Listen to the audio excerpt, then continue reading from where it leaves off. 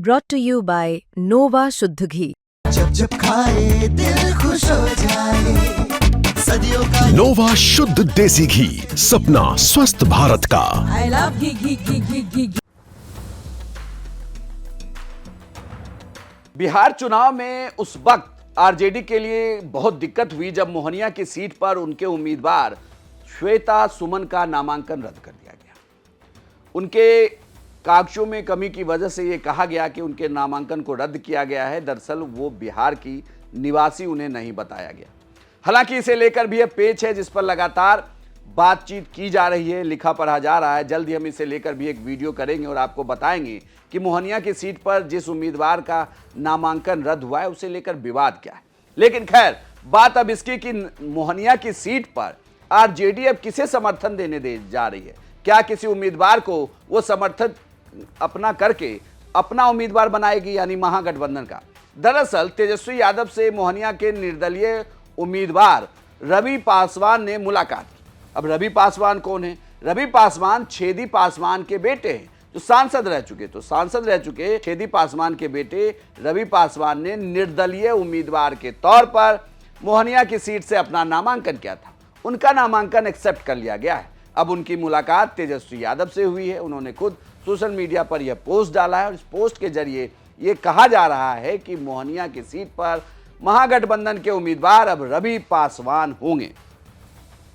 यह फैसला तब आया जब राजद की अधिकृत प्रत्याशी श्वेता सुमन का नामांकन रद्द हुआ है। पार्टी ने सोशल मीडिया के माध्यम से औपचारिक रूप से रवि पासवान के समर्थन की घोषणा की है। रवि पासवान क्षेत्र के वरिष्ठ नेता और पूर्व सांसद छेदी पासवान के पुत्र हैं। छेदी पासवान का इस क्षेत्र में गहरा प्रभाव रहा है। उनके परिवार का नाम आज भी दलित समाज में बड़ी सम्मानित पहचान रखता है। ऐसे में आरजेडी का यह कदम स्पष्ट रूप से छेदी पासवान की राजनीतिक विरासत को साधने और दलित वोट बैंक को मजबूत करने की कोशिश के रूप में देखा जा रहा है। राजनीतिक जानकारों की माने तो आरजेडी का यह कदम इस क्षेत्र में इन्हें दोहरा फायदा पहुंचा सकता है। एक तो ये कि जो छेदी पासवान के वोटर नाराज हो गए थे वो भी इससे सध गए हैं, और दूसरी ये कि दलित वोट बैंक को भी आरजेडी अपने पाले में करती हुई नजर आएगी इस मोहनिया की सीट पर। छेदी पासवान का इस सीट पर गहरा प्रभाव रहा है और रवि पासवान जब निर्दलीय उम्मीदवार के तौर पर इस सीट पर नामांकन कर रहे थे तब भी राजनीतिक जानकार ये बताते थे कि यहाँ आरजेडी को ये नुकसान पहुंचा सकते हैं। लेकिन जब आरजेडी के उम्मीदवार का नामांकन ही रद्द हो गया है और अब रवि पासवान को आरजेडी ने समर्थन देने की बात कही है तो ये कहा जा रहा है कि अब इसकी भरपाई कर ली गई है, यानी कि रवि पासवान के कैंडिडेट के तौर पर खड़े होने से जो डैमेज हो रहा था उसे अब आरजेडी ने भर लिया है। अब सबकी नजर इस बात पर भी होगी कि जो रवि पासवान के जरिए अब आरजेडी उन्हें अपना कैंडिडेट बना तो रही है, क्या ये रवि पासवान अपने पिता की विरासत को आगे बढ़ा पाएंगे?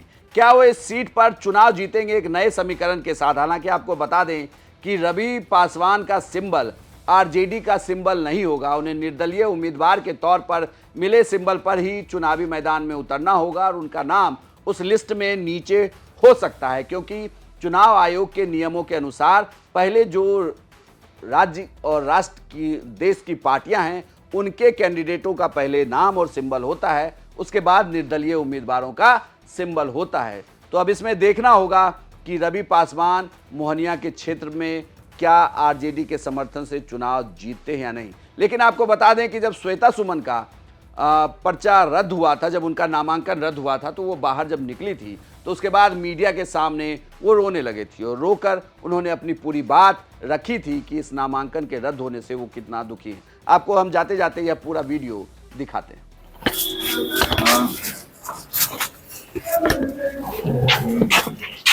की है, उनका भी सर्टिफिकेट, उनका भी जाति प्रमाण पत्र लगा हुआ था, लेकिन उनका हो गया लेकिन मेरा नहीं हुआ। क्यों? क्योंकि भाजपा को और उनके उम्मीदवार को मुझसे डर है, मेरे पार्टी से डर है और राष्ट्रीय जनता दल की सरकार आने से डर है, इसलिए वो अन्याय कर रहा है। अभी सोच लीजिए कि जब व्यक्ति को चुनाव लड़ने नहीं दिया जा रहा है, लोकतंत्र में उसको ये अधिकार नहीं है, तो आप सोचिए कि जब उनकी सरकार आएगी पूरी तरीके से तो वो क्या करने वाले, बिहार का नाश करने वाले हैं वो। अब आरोप लगाया गया था कि मेरा जाति प्रमाण पत्र, मैं यूपी की हूँ, मेरा जाति प्रमाण पत्र यूपी का नहीं होकर के मैं यहाँ की मूल निवासी नहीं हूँ, जबकि मैं 20 सालों से मैं यहाँ पे रह रही हूँ।